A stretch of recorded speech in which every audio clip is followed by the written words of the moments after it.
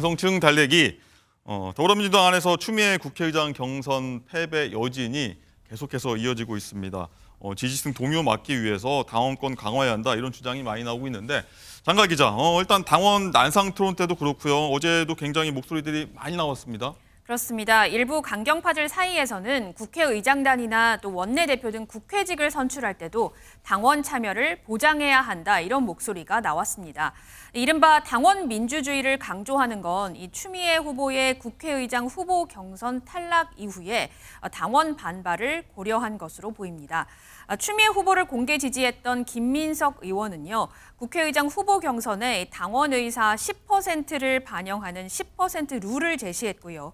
장경태 의원은 20%, 그리고 양문석 당선자는 이보다 더 높은 당원 의사 반영을 주장했습니다. 여기에 이재명 대표는 당원들과 소통 창구 역할을 맡는 당원국 신설도 언급을 했는데요. 당원이 100만 명이 넘고 또 당비가 연간 180억이 넘는데 당원과 소통하는 전담 당직자가 없다는 고민을 했다면서 이같이 얘기를 했거든요. 목소리 들어보시죠. 당원의 민심을 반영하겠다라는 것 자체가 중도층 의견을 반영하겠다라는 겁니다. 왜냐하면 벌써 500만 정도의 당원을 가지고 있는 플랫폼 정당입니다. 그분들 그런 정도의 숫자가 움직인다고 한다면 그것 자체가 집단지성 아니겠습니까? 우리 당 의장을 뽑을 때 똑같이 국회의원 50%에 권리당원 50% 하면 왜 안 돼? 저한테도 사실은 다시 원망하는 문자들이 상당히 많이 와요. 표면에서 벌어지는 이런 잠시 일렁임 이런 정도가 아니고 뭔가 근본적인 밑바닥 흐름에서 변화가 감지되고 있는 중이에요. 예, 김지호 부대변인. 일단 강성당원들 반발 세고 이탈 움직임까지 좀 나타나니까 당원권 강화로 좀 해보겠다 이런 움직임인데 일단 뭐 일각에서는 국회법 위반 소지 얘기도 나오고 무리한 당원 민주주의 아니냐 이런 시각도 있는데 당내에서는 지금 어떻게 받아들이고 있습니까? 일단은 국회의장은 국회의원들 전체가 모여서 선출하는 것이고 이것에 대해서 민주당이 어떤 걸 정하는 게 아니라 민주당이 추천하는 국회의장 후보를 정할 때 이것은 이제 당의 경선 과정이나 당의 의사결정으로 정하기 때문에 그건 좀 분리해서 좀 봐야 될 것 같습니다. 그래서 이게 당내 경선이나 당내 의견 수렴은 불법이 아닙니다. 그리고 이제 저희는 사실 강성민주당원이라는 말 자체에서 강성이라는 말에 동의할 수가 없습니다. 네. 저희끼리는 열성당원, 적극 지지층이라고 얘기를 하고 열성. 있는데요. 예, 왜냐하면 이분들이 무슨 어디 임금을 받는 것도 아니고 어떤 장소를 점거하는 것도 아니고 폭력적 행위가 없습니다. 당비를 내고 국회의원 후보자들에게 후원금을 내고 지지 활동을 하는 저희에게는 아주 고마운 존재들인데요. 어쨌든 저희 민주당이 표면적으로는 당원 민주주의를 이야기하면서 과거부터 현재까지 뭔가 좀 엘리트 민주주의, 엘리트층 어떤 리더십을 특정한 리더십을 활동했던 분들이 주로 의사결정을 했기 때문에 이것에 대해서 이제 당원들이 불만을 가진 것이고 이러한 움직임이 커지다 보니까 폄하된 것으로 볼 수 있습니다. 그렇군요. 강전의 부위원장, 상대당 입장에서 봤을 때 이 열성 지지층 어떤 뭐랄까요 신경을 쓰고 관심을 두고 밖에서 보기에 눈치 볼 수도 있는 이런 표현 쓸 수 있는데 어떻게 보십니까? 일단 어제 있었던 민주당 워크숍에서는 주제가 당원 민주주의 강화였다라고 알고 있는데요. 지금 말하고 있는 당원이라는 것이 정말 그 말한 500만의 당원인가 아니면 일부의 강성 지지층인가 굉장히 좀 의문이 있습니다. 이번에 추미애 전 장관이 국회의장 선거에서 탈락을 하는 과정에 있어서 사실은 당원들이 전체가 동요를 했다라기보다는 강성당원들, 일부의 강성당원들이 10,000명에서 15,000명 정도가 지금 탈당을 한 것으로 보인다라고 하고 있는데 그렇게 봐야 되지 않나라고 생각을 하고 김성환 의원이 여기에 대해 본인이 의원식 후보를 찍었다라고 이야기를 하면서도 이게 어떤 다수당원의 의견과 이 결과가 다르지 않다라는 이야기를 했거든요. 예. 저는 이 부분에도 방점이 있었다라는 생각을 하는데요. 기본 이게 국회의장이라는 것은 원내에 있는 의원들이 뽑는 것입니다. 당대표와는 사실은 좀 달라요. 국회의장이나 원내대표 같은 경우에는 원내에 있는 의원들끼리 투표를 하는 것이고, 특히 국회의장 같은 경우에는 국회법상으로도 당적 보유가 금지가 되어 있어요. 그렇다면 지금 김주호 실장님 잘 짚어주시긴 하셨는데, 당내의 경선에 있어서 뭐 여기에 당원들의 의견을 반영하는 것은 뭐 법의 위반의 소지가 없다라고 하셨지만, 이것은 관행적으로 이렇게 하고 있었던 부분이었던 것이고, 그러나 국회의장을 당적을 보유하지 못하도록 한 이 국회법의 취지에는 민주당 당원들이 여기에 대해 의견을 내는 건 저는 맞지 않는다, 그렇게 말씀드리고 싶습니다. 알겠습니다. 강전혜 부위원장 방금 말씀하셨는데 커밍아웃했던 네. 김성환 의원 어떤 얘기했는지 구체적으로 한번 들어보겠습니다.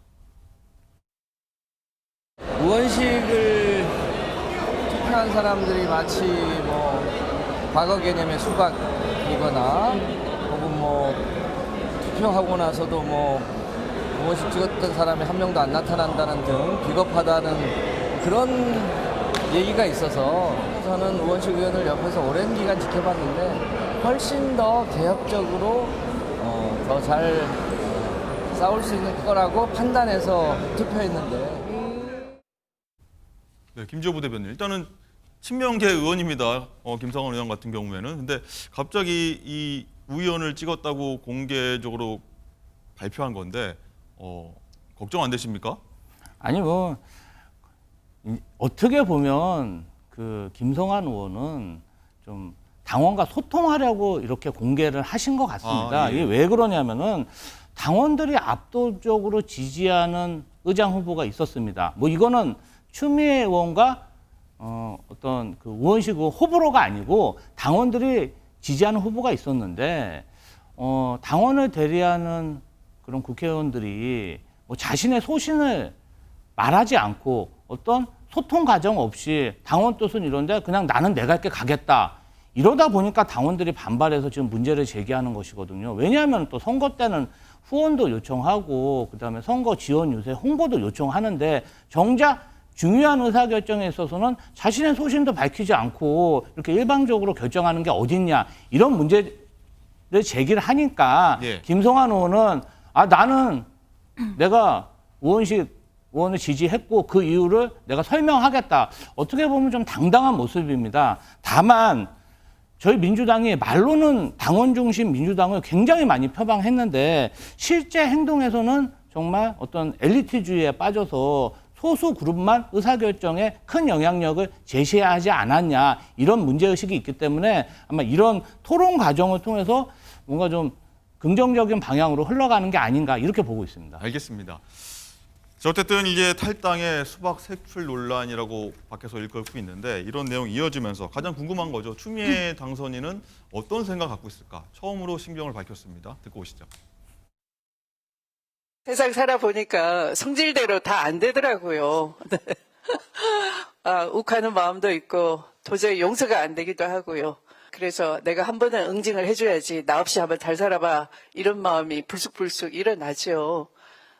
그런데 저도 이렇게 남아있지 않습니까? 민주당에. 네. 그러니까 떠나지 마십시오. 절대로. 네, 강전혜 부위원장님. 네. 성질대로 다 안 된다. 막 욱하는 마음도 있다. 당원들 떠나지 마시라. 하면서도 뭔가 뼈 있는 말들 다 쏟아냈습니다. 표정을 웃고 있지만 뭐 뭔가 의장 경선 결과에 좀 불만을 좀 애들로 표현한 건 아니냐 이런 해석도 나올 것 같아요. 웃고 있다라고 저는 보이지 않고요. 아, 그런가요? 제가 뭐 눈은 웃고 있지만 지금 뭐 말씀하시는 내용이나 아직도 좀 화가 누그러지지 않은 모습이 아닌가라고 생각을 하거든요. 여기에 대해서는 이번 국회의장 선거 과정에 있어서 민주당 내 경선에 있어서 박찬대 원내대표가 어떻게 보면 또 친명 인사였던 조정식 의원 그리고 정성호 의원을 중간에 드랍시키지 않았습니까? 이거 뭐 다들 아는 상황인데 친명계 원내대표가 이 2명 친명계 인사를 드랍을 시키면서 우원식 의원은 끝까지 가겠다라고 했고 추미애 전 장관의 경우에는 본인이 어쨌든 강성 지지층들도 미애로 합의봐 뭐 이런 이야기 하면서 본인이 될 것이다 어느 정도 생각을 하지 않았을까 싶어요. 근데 익명투표로 이루어진 데에서 결과가 예상과 다르게 나왔고 본인 스스로도 여성 최초의 대한민국 국회의장이라는 자리도 굉장히 탐이 났을 것으로 보입니다. 거기에 대해 아직까지도 화가 풀리지 않은 것으로 보이는데 이 추미애 전 장관이 뭐 지금 법사위원장 이야기도 나오고 사실은 당대표에 나오는 거 아니냐라는 이야기들도 일각에서 나오고 있는데 좀 행보를 지켜보면서 그래도 저는 사실 추미애 전 장관이 본인이 탈당하지 않고 남아있지 않느냐라고 하면서 당원들을 다독이는 모습은 이건 여야 없이 조금 이렇게 보고서 배울 만한 부분이 아닌가 화가 나지만 그래도 당원들에게는 좀 공식적으로 이야기하는 부분들에 대해서는 그렇게 평가하고 싶습니다. 그렇군요. 말씀하신 것처럼 추미애 당선인을 민주당에서는 법사위원장으로 좀 기용하겠다 이런 방안도 검토되고 있다 이런 소식이 나왔는데 김주호 부대변인 일단은 추미애 당선인 혹은 4선이 되고 있는 이제 정청래 의원도 물망에 오르고 있다고 하는데 당내에서는 어떻게 정리되고 있습니까? 일단은 지금 뭐 법사위원으로 거론되는 분이 추미애 의원, 정청래 의원, 박주민 의원, 그다음에 그렇죠. 뭐 이현주 의원, 전현희 의원까지 굉장히 많은 분이 지금 거론되고 있고 그렇군요. 지금 이제 사실은 인사와 관련된 건이라 원내대표실에서 고민이 좀 많은 것 같습니다. 그런데 이제 그런 대략적인 추세는 뭔가 좀 이 법사위가 이번 22대 국회에서 매우 중요하고 시작하자마자 또 최상범 특검이라든지 아니면 김건희 여사 종합특검이 뭐 추진되어야 될 것이기 때문에 뭔가 관록 있고 법률 지식이 많은 그런 분이 좀 추천되지 않을까 이렇게 보고 있습니다. 그렇군요. 근데 추 당선인 측은 육선 의원한테 법사위원장 맡기는 건 좀 격이 안 맞다라고 하는 지적도 이쪽에서 내비쳤던데 김주호 부대변인 이건 어떻게 봐야 됩니까? 격이 안 맞다. 육선한테 안 맞다. 법사위원장 자리가. 아니 이제 추미애 의원이 사실 국회의장으로 유력하게 거론되셨던 분이고 과거에 민주당 당대표로 대선, 지선 승리에 큰 공이 있으신 분입니다. 저희가 이제 선거 때 어떤 여론조사, 인식조사를 했는데 국민들은 추미애 대표에 대해서 굉장히 큰 정치인이라고 인식하고 있었거든요. 그래서 뭐 상임위원장은 삼선 중진급에서 하는 게 관례이기 때문에 육선 의원이 하는 것은 좀 맞지는 않다 이렇게 보고 있습니다. 그럼 정청래 의원이나 다른 의원이 하는 게 맞다. 아무래도 좀 그렇지 않겠습니까? 그렇군요. 이렇게 알겠습니다. 예. 자 그리고 강전의 부위원장님. 네. 일단 법사위원장은 다수당이 국회의장을 하면은 보통은 다른 당, 뭐 예를 그렇죠. 들면 국민의힘이 맡을 수도 있는 건데 국민의당에서는 일단 국회의장 그리고 법사위원장까지 가져가겠다는 입장입니다. 왜 그렇다고 보십니까? 지금까지는 국회 관행으로 국회의장은 1당에서 가져가고 2당에서 그러니까 의원 수가 두 번째로 많은 당에서 법사위원장을 가져가는 형태로 서로 간의 관행이 있었는데요. 그렇죠. 이번에 민주당이 22대 국회를 시작을 하면서는 뭐 강하게 나가겠다. 지금 뭐 18개 상임위를 다 가져오겠다라는 이야기까지도 하고 있는데 특히 법사위와 운영위에 있어서는 위원장 자리를 반드시 가져오겠다라는 이야기를 강하게 하고 있습니다. 그래서 지금 법사위원장은 뭐 추미애 전 장관을 하느냐, 정청래 의원이냐, 박주민 의원이냐 이야기하는 것이 국민의힘 입장에서 참 허탈할 수밖에 없어요. 사실은 그동안의 관행에 따르면 국민의힘이 법사위원장을 가져와야 되는데 여기에 대해 누구를 하느냐라는 이야기를 한다는 것 자체가 22대 국회가 서로 간에 협치도 되지 않고 파행으로 간다는 것을 이미 전제하에 이야기하고 있다고 봐야 될 것 같은데요. 여기에 대해서 우려의 목소리를 말씀드리지 않을 수가 없습니다. 이와 관련해서는 이제 국회법 86조 때문이라는 얘기까지 나오더라고요. 오늘 보니까 법사위 소관 상임위원장 직무 그리고 탄핵 소추에 관한 그런 사안까지 다 있는데 그런 의도가 있다고 보십니까? 이런 지위 때문이라고 보십니까? 강전님? 그렇죠. 법사위원장을 가져와야 된다라고 하는 것은 실질적으로 체계와 자구에 대한 심사권, 법안이 올라왔을 때 그게 법사위에 있거든요. 그렇기 때문에 다른 상임위에서 올라오는 사실은 대부분의 법안이 법사위에서 뭔가 제동을 걸게 되면 진행이 되지 않는 부분이 있습니다. 그래서 국회의장 다음으로 어떻게 보면은 가장 힘이 있는 위원장, 이런 개념이 있는 것이죠. 그래서 1당에서 국회의장을 가져가고 2당에서는 법사위원장을 이렇게 가져가는 형태로 서로 간에 관행이 있었던 것인데 지금 이러한 관행 같은 것들을 모두 무시하고 있는 이 민주당의 그 상황에 대해서 우려를 말씀드리고 있는 것입니다. 자, 마지막 김주호 부대변인. 일단 다수당, 압도적인 다수당 아닙니까? 그러니까 비율대로 다 가져가도 된다는 입장인가? 어떻게 좀 해석해야 될까요? 꼭 그런 것은 아니고요. 뭐 국회의장하고 지금 법사위 운영위가 거론되고 있는데요. 뭐 다 가져가겠다 그런 것은 아닙니다. 그런데 윤석열 정부가 지난 2년 동안 검찰, 경찰, 감사원, 방통위를 통해서 정말 국민이 고통받는 폭정을 저지르고 있기 때문에 저희로서는 이를 견제할 수뿐이 없고 이번 총선에서 총선 민심도 좀 윤석열 정부가 폭주하고 있으니 야당이 힘을 내서 견제를 하라고 그렇게 많은 표를 몰아준 거 아니겠습니까? 그래서 저희는 견제를 하지 않으면 국민 뜻을 받들지 않는 것이기 때문에 견제를 할 수뿐이 없고 저희가 사실은 야당 대표가 일주일에 3번 재판받고 야당 대표의 배우자도 재판받고 있습니다. 그래서 이런 부분을 종합적으로 고려할 때 저희는 좀 강하게 개혁 드라이브를 걸 수뿐이 없는 입장입니다. 알겠습니다. 견제 차원이다 이렇게 보겠습니다. 정치 뉴스는 여기까지 하도록 하겠습니다. 말씀 감사합니다.